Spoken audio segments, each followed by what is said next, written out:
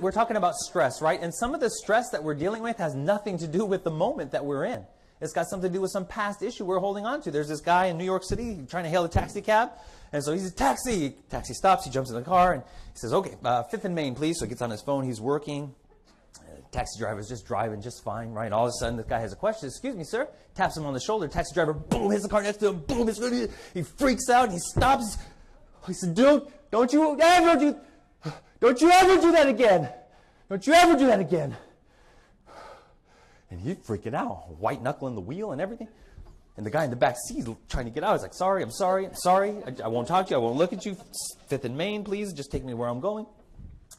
And the taxi driver gathers his bearing. He's like, oh, gosh, you know what? I'm sorry about that. He's like, this is my first year driving a taxi. I spent the last 20 years driving a hearse.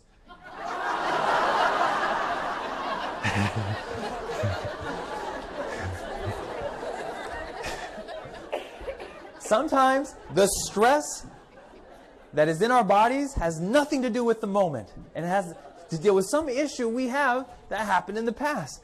Let go. Let's move on. All right? Turn to your neighbor, give him a high five and say, this is time to let go.